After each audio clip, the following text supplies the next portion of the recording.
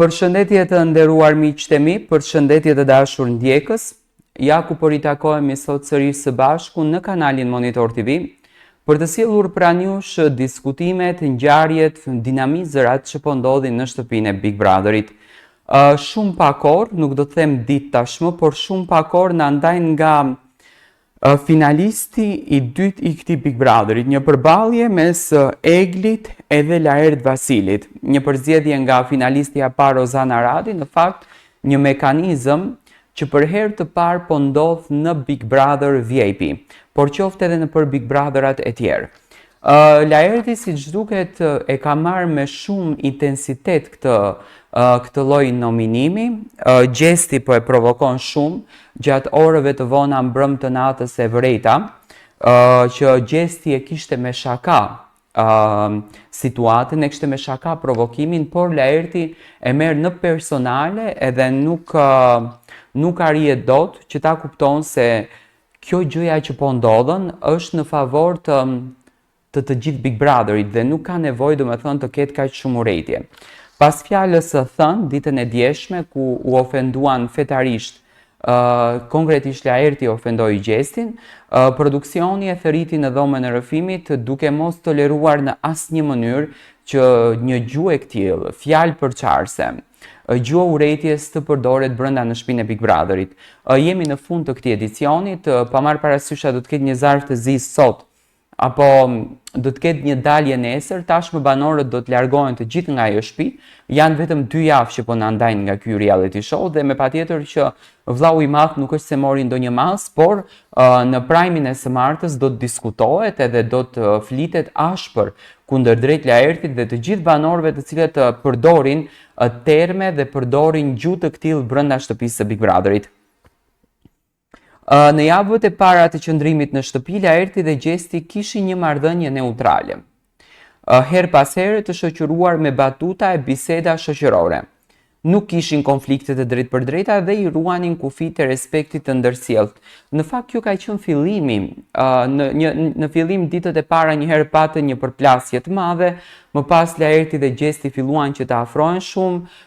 Laerti kaloi nga ana e koltukut blu mes Gjestit, mes Rozanës, mes Eglit dhe krijua një lloj emocioni, krijua një lloj shoqërie, duke menduar që gjërat po shkonin tepër mirë, por pas një debati në lidhje me organizimin e gjërave dhe me nominimin i cili është hapur në shtëpinë e Big Brotherit, që në fakt ka ngritur shumë dyshime, Laerti shfaqi pa kënaqësinë ndaj qëndrimit të Gjestit, duke i quajtur njeri të pavendosur, duke i quajtur fëmijëaç, gjëra të këtilla.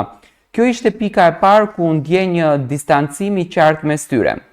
Në një debat që nisi si diçka e zakonshme, Laerti i kaloi kufijt duke bërë një koment të dhimbshëm ndaj besimit fetar të Gjestit. Përballë gjithë banorëve, ai përdori shprehjen që për shumë njerëz u konsiderua si ofenduese dhe fyese jo vetëm ndaj Gjestit, por edhe ndaj vlerave shpirtërore në përgjithësi. I lënduar dhe i tronditur, Gjesti nuk reagoi me tone të larta, por u tërhoq emocionalisht, duke kaluar orë të tëra në verandë dhe duke komentuar këtë gjë. Ai refuzoi të komunikonte me Laertin dhe deklaroi se ndjej i fyer në thelb të identitetit të tij. Në rrjetet sociale shpërthyen shumë reagime ku publiku kërkonte që produksioni të ndërhyjnte pasi ofendimet e Laertit kalonin përtej një loje televizive dhe preknin ndjeshmëri personale dhe fetare. Pas presionit të fortë dhe pas vlerësimit të situatës, produksioni vendosi ta thrasë Laertin në dhomën e rrëfimit. Aty u komunikua se kishte kaluar kufijt dhe se ofendimi i bërë ndaj fesë nuk ishte i pranueshëm.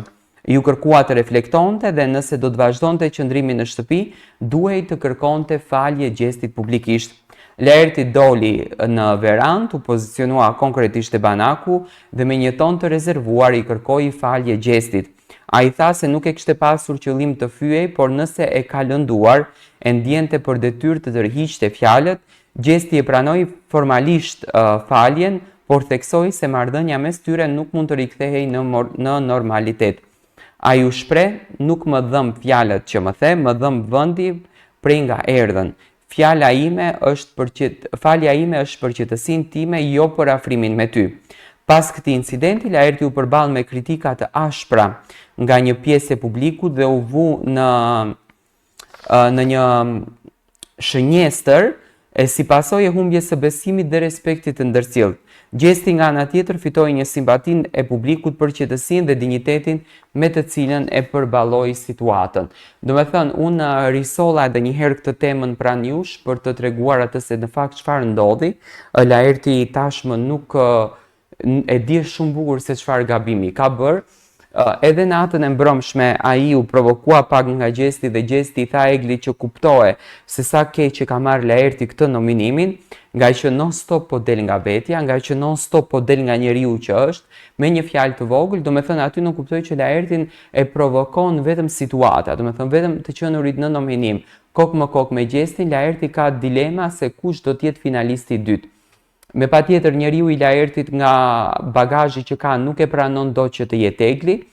Egli në shtëpi po tregohet shumë e fortë, ka më shumë dinamizra, ka më shumë lojë, ka më shumë ngjarje dhe në këtë rast ajo po e mbyt Laertin, por gjithsesi në momentet në vazhdim do të shohim se kush do të jetë finalisti i ditë. Por gjithsesi Laerti i kërkoi falje gjestit dhe kjo situata tashmë në shtëpi ka përfunduar.